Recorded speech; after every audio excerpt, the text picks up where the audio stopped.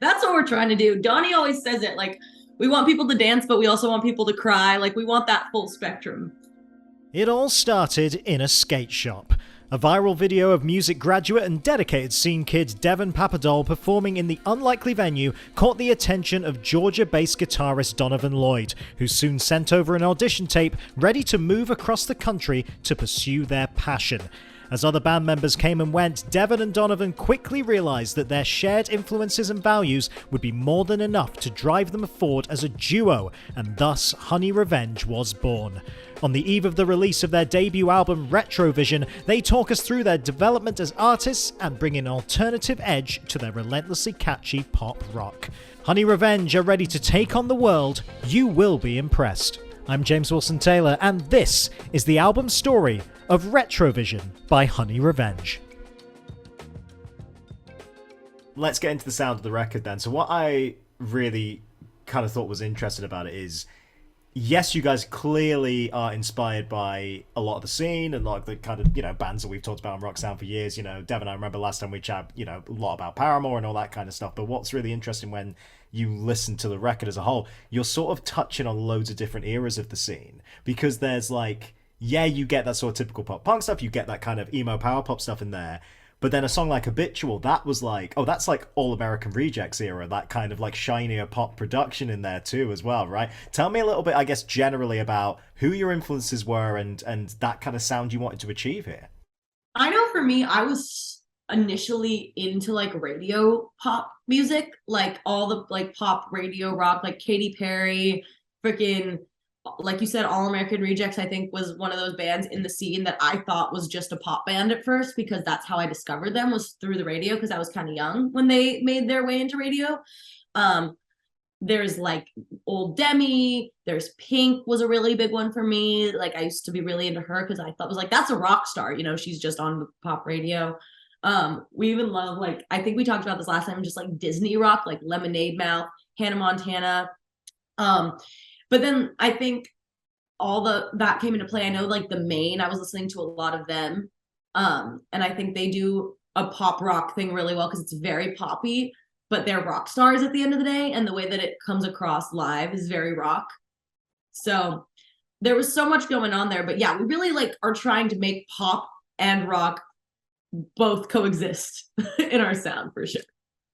It's funny how this generation of the scene really, they're giving their flowers to that sort of like poppier era of the time, like the Disney bands and all that kind of stuff, because like Meet Me at the Altar cite them as a major inspiration as well whenever I've chatted to those guys. So it's like, it is kind of interesting how this kind of movement now that's happening with this next era of the scene, they realize that, yeah, we can have that bigger pop influences in there, right? That's kind of a nice thing to see building, I think. Yeah, I mean, I think there's like an age group that's starting to make their own music that inevitably were influenced by that sort of thing. Like, sure, High School Musical, but I mean, Hannah Montana was rock music. Like, there is so much guitars in those early songs, and Jonas Brothers were like a bit like that was rock music to us before we discovered rock music. And I think there's a lot of really good cult classics, like Jennifer's Body has a lot of great pop punk songs and bands featured. I grew up on Degrassi, and Taking Back Sunday was on Degrassi. You know what I mean?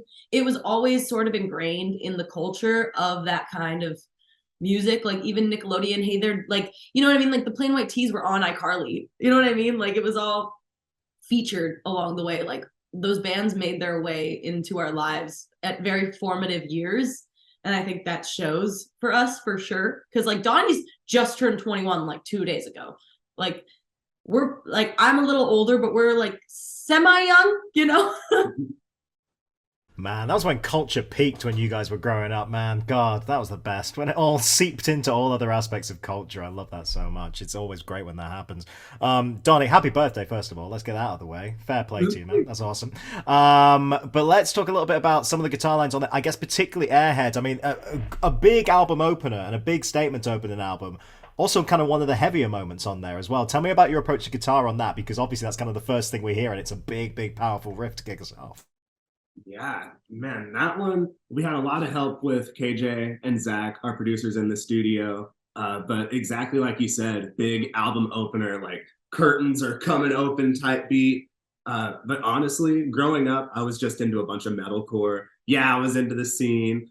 Hella like rock music growing up. My uncle showed me Corn in the truck one day and it was over, you know? So I was thinking, I like metal, I like pop, I like rock. How can we like make everything fit into one? And even beyond that, getting into the verse, we get more like the funk influence in there. Just like drawing from anywhere we can think of to create something I want to listen to, you know? Because yeah, Zach Jones behind the production guest, I guess for a lot of it, but there's quite a few different producers on there, isn't there? Actually, tell me a little bit about some of the people you were working with generally on this. We got really lucky for being a small band. I think we got the opportunity to work with a lot of people that have made a lot of records that we listen to. Um, we love Zach. I feel like Zach and KJ are like key members to this. KJ is an old friend of mine. I think we might have talked about this in the last interview. I don't remember, but he was in a band called The White Noise growing up, and I was a big fan of them. And we kind of met when I was just like a dorky kid going to shows, and we had like a very cool, he almost like mentored me throughout that. Like he would give me, I think he knew I wanted to be in the industry, but I was still too young. So he would give me a lot of advice. And then he would kind of get a lot of like fan insight from me. And we kind of like got a lot of knowledge from each other that we weren't expecting necessarily. And we stayed in touch for many, many years. And then when he saw me in my old band, he kind of hit me up like, you want to make a song? And that's how Miss Me started. And that song isn't on the album, but that's really where Honey Revenge started, because that song was a long time coming. And I actually knew Zach separately. He had worked on a song with Telltale years ago that I was a really, really big fan of. And I'd posted about the song, and he had DM'd the band account like, hey, I'd love to work with you guys. And it just didn't end up working out then. But this was years before Honey Revenge was even a concept. And it's just funny that like him and KJ are kind of partners in a lot of songwriting and album making, and they already knew each other too. But we got to work with Eric Ron, who is really awesome and someone that has made countless albums that I've been obsessed with. And so that was really cool, because I've also kind of known him through the scene just as friends. And so to finally work together was really cool, because we already had kind of a comfort of being friends. We got to work with Mike Green on Are You Impressed? And I mean, he's made State Champs records, all sorts of stuff. He worked to Set It Off. And I think he really got that pop aspect that we were going for. Like he's a king at making like pop rock music. So he was awesome. And that song really broke me out of a lot of lyric and melodic comfort zones for me. Because I don't play instruments, so I have a habit of writing songs the same way. I went to school for music, so they kind of pound into you a certain, format so that you can make bangers essentially. But after a while, I feel like it becomes a little derivative and a little lacking in creativity. So he was really cool. I brought in the idea for the lyrics, and he kind of helped me chop it up and move it around so that it came out a little different, which I think was cool and fresh. And then we got to work with Hiram Hernandez on Rerun, and he's a really great producer. We had that demo. We had written that song and it had been done for a while, but there was just little fine tuning things. And I think he really brought it to that next level, which was cool. And then Chris Crummett's awesome. We actually just got to stay with him at his home studio. He's super awesome. And he's known about us since that old band, and just we stayed in touch all these years. And he's been a massive supporter. And it's always kind of, I've been like, why? You know what I mean? Because he's a legend, and he's just super supportive as well. That's it, right? Am I forgetting anyone? Life did I impress? And did see negative. I think that's it. I never want to forget anyone. Oh, Canner. Oh, fuck. Canner is a writer. She's fucking phenomenal. She just started her own project. She has a song with 93 Feet of Smoke out called Bulls in a China Shop. She rules. She's actually writes for probably everyone's favorite artists. But she's a wizard. I always say she gives the songs a BBL. She like takes all the fat and puts it in the right places. Because I'll have a concept and I'll just I always want to go into a lot of detail with my songs, and that's great. But when it comes to writing a chorus, it's kind of tough, because you really just want to give a great grand scheme idea and let it be something that is digestible to, everyone's ears, and not necessarily too complex. And she's really great at writing hooks. She really would I'd get really frustrated and she'd still find a way to make my lyrics work, but in a good and sensible way, not something that was just going at the same topic forever. She's a genius. So big shout out to her. I was like always kind of closed off to songwriting with other people because I want to feel like it's my song. But I think she just really gets me and gets what we're trying to go for and our message. And she definitely like helped collaborate in a way I was not expecting. Like I felt very heard and I still felt like the songs were ours and were my words, but she just made them so clever and helped me connect all the dots. Like she's just such a homie too. So it's great. We worked with a lot of friends, I think, on this, and I think that shows through. There's a lot of comfort in it. Like I was able to really be open emotionally and not feel judged, but also like you were talking about in habitual and favorite song, there's kind of some funny sarcastic play on words. Like there's some lighthearted parts to it while also being very emotional. Let's talk about lyrics a little bit. I mean, so self-deprecating in a really fun way, but my god, like almost every track is so self-deprecating. Tell me a little bit about general approach to lyrics, I suppose. I think a lot of it was I was going through it. I almost quit music. Like I'm gonna be so real. About a year and a half ago, like I was kind of at my wit's end with things. Like we had lost so many bandmates, and I just felt like people were coming and going, and I started to question if it was me. And I think it was just the times. Like some people were getting really crazy touring opportunities, and I knew, and they knew that we weren't gonna be in that place for a little bit. And it's like you got to go with the wind. You got to go with the success. Like I get that, but I started to wonder, like, am I just not worth it? Like, is this project just not gonna ever catch on? Do people not give a fuck? Am I the problem? And I think I just thought I wasn't cut out for it for a second, and I felt very lonely and very isolated, and it felt like I was working multiple retail jobs to try and pay for the band. This is before we were signed, and I was like, I'm killing myself for this. And it's like, is anyone even paying attention? Is this ever gonna change? And I went really, really dark. And I think that is in the record. There was some lighthearted, happy stuff that was more recently written, but there's also like some really, really dark stuff. Cause like songs like Rerun and Fight or Flight, like I was not doing great. I was like, is it ever going to get better? And even when it started to get better, I was like, this isn't going to last.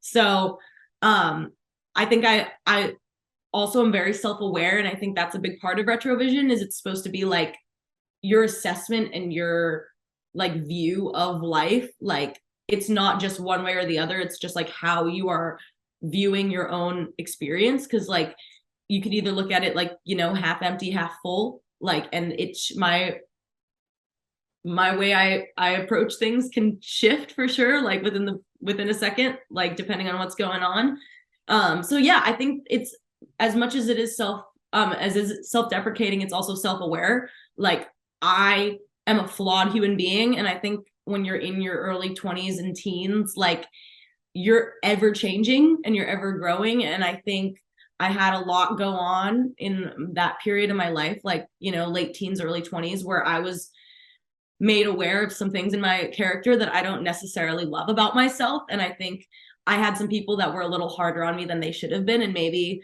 a little not so nice. And maybe that is part of me unlearning as well as, being self-aware. Like I'm trying to just be a good person. And I think everyone's struggles with that battle. And I think that bleeds through a lot in the lyrics. I talk a lot about just like with the best intentions, I can't make it right. You know what I mean? Like I'm trying, but it doesn't always come across that way.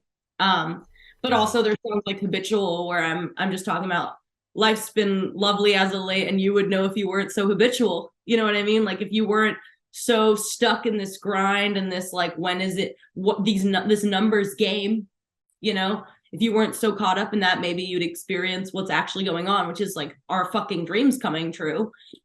There's like maybe I'm my own worst enemy, and there's a lot of relationships too. It's just like, do I deserve the way people treat me, or do I deserve to like seek out something better? There's something so cathartic about that though as well, isn't there? Because I'm glad you mentioned one of the lyrics from Airhead there as well, because like you're beating yourself up a bit on that track, but you're beating yourself up to a beat, for want of a better phrase. Do you know what I mean? It's like yeah, it's like it's that contrast, isn't it? It's of like it's being quite harsh on yourself, but you're doing it over some like really kind of banger musicianship in the background. It's got to be it's got to be quite the way to kind of process those kind of tougher things in a way when you actually contrast them with like we've said a couple of times, a kind of poppier sound behind that. It always makes for a good contrast. That's what makes the best emo music in general, actually, really, isn't it? It's like when you get that happy, sad dynamic. I know it's been said a million times, but it's true. Like that's where you go back to the Smiths or you come through to My Chem or whatever it is. Oh If you've boy, got man, big sound, they're one of the kings of that, you know, like super self-deprecating shit, but put to like something that makes you want to shake your ass. Like that's what we're trying to do. Donnie always says it, like we want people to dance, but we also want people to cry. Like we want that full spectrum. let's talk a little bit about the artwork next. So yeah, quite a striking image, obviously big and colourful, and I guess tying in with that whole kind of Retrovision, obviously it's quite a retro product, a lava lamp. You can kind of look back on that. Tell me a bit about the decision-making process around that. This album has been such a long time in the making, dude. It's crazy. Like before I even knew Donnie, it wasn't always Retrovision, but it was always retro something. We even had a couple songs that like, fuck it, I'm gonna shout them out, that didn't make the record, that had like this retro. We had a song called Cassette. We had a song called Barbie. We wanted to touch down on stuff. There's like at least 5 or 6 songs that didn't make it that I would love to put out eventually, that were about encompassing not only like the mood of it, but also the actual concept of being retro, like touching down on different eras in decade format, you know? I always knew it was going to be someone like looking over a lava lamp like it was a mystic ball. I'd had the plans written out for it for years. And Caitlin Dargan, K Dargs, she fucking rules. I'd been a fan of her work for so long, and I was so shook when she decided and agreed to doing our artwork, because we were nobody at that point, and I was like trying to get her attention, and I was like, God, I hope, like, she's my dream for this. Like, and she's just such a nice person. We've had so many FaceTime calls where she just sits on a call with me and we just talk out these ideas. Like, I don't always have the idea right off the bat, but eventually like it comes out like, are you impressed? That was not planned. And that we almost went with a completely different artwork for that single, but I'm so stoked because I think that artwork is so self-explanatory, like the zipper mouth and just like still fitting our like pastel and pink and purple aesthetic. Like she really gets us, and she's so amazing at what she does. My oldest friend Aurelie, she's an artist known as King Mala. It's her hands on the album artwork because she has like gorgeous hand tattoos, and I always knew also that I wanted it to be her hands because I think like she shows off that kind of like, she has like a heart, but it's like an anatomical heart, but it's got tree branches through it, and I think it's just very like growth inspired, you know what I mean? And I just think it all ties in so well. And I'm so happy with how it came out. Like it gives that retro vibe, but it's very punk still. Like you can kind of tell that there's like an alternative thing to it while also being kind of not sure. Like, I don't know. I think people underestimate how much artwork comes into play for things, and like might spike someone's interest to listen to something. Like if they don't know who you are and they see a cool artwork, it might make them want to check you out. I wanted to ask about the title, but like you've kind of touched on it a little bit there, but I guess the follow-up there is really what kind of prompted that idea to have these kind of retro themes in there. What was it about that appealed, and where did that idea kind of develop from? Gosh, it was like 5 years ago. I just remember like it's actually funny and coincidental because my best friend who we're here staying with right now, she was visiting us at the time. Like she was hanging out with us at a band practice, and we were just like, I was talking about, I want this like pink and purple. Like at the time I had green hair. I looked completely different. My aesthetic was complete, but I knew I wanted to make a shift. I wanted to do something loud, and like we were already a very colorful group, even with that old band. And I wanted that to show more. I didn't want to be a pop punk band. I wanted to be more than that.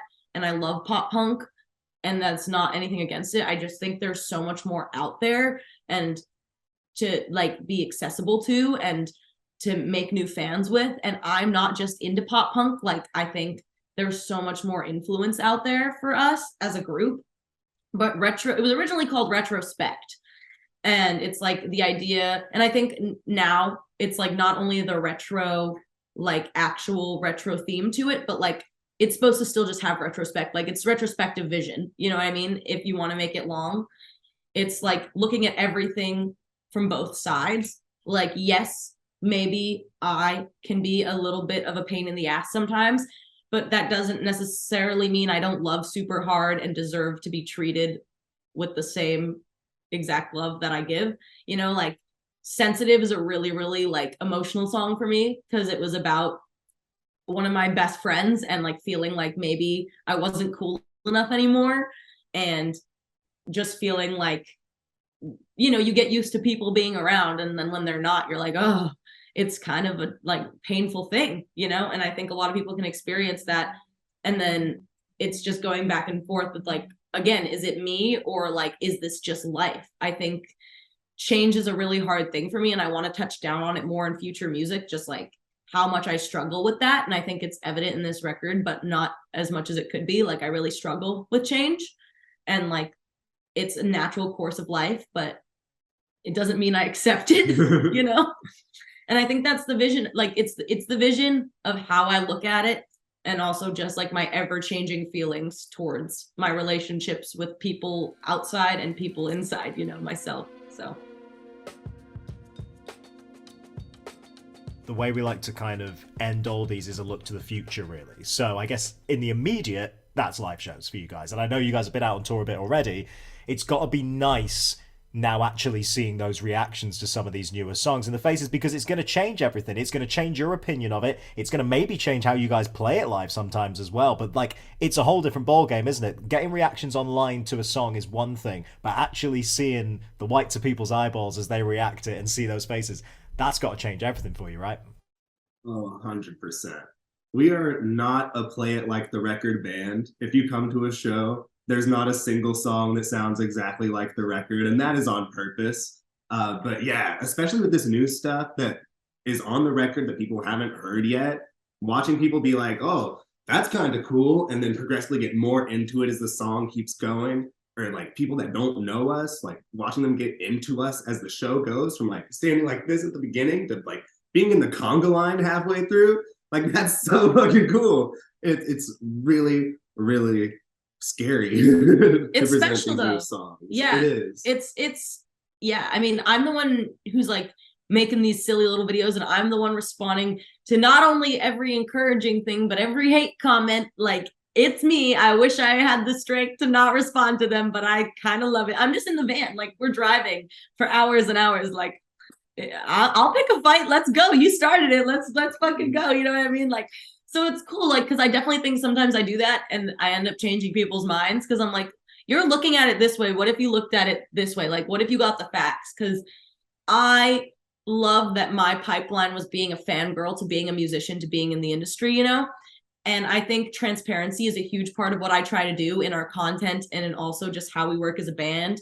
And I love being able to explain to people why we do things the way we do things, because I know as a fan being like, well, why are they coming here but not here? And like, well, why are they releasing half the album, you know, before it comes out? Like that is something I wouldn't have understood back then. But now that I'm doing it, like watching our growth because of it has been crazy. And it's just this new age, and the like industry is ever changing like any industry. But I think the music industry works so very quickly in the way that it regenerates how it goes about, you know? So I think that's really crazy for us, is like you said, posting this content and posting these songs and leaking these songs and watching people react and think one thing or think another thing, and then getting to see it live. You know, we play with the home team and they can be kind of heavy. Like, you know, the Broadside, they fucking throw down, you know, they just played a hardcore fest. Like, and I think we come on and we look like a couple of little gumdrops, and they're not quite sure what they're watching, which is kind of fun for me. Like, I think it's like sugar-coated sad music, you know, which is a great way to look at it. You know, maybe honey-coated is the best way to say it. Yeah. So yeah, it's like, well done. That's good. That's a good turn of phrase. There's the catchphrase right there. Honey revenge, baby.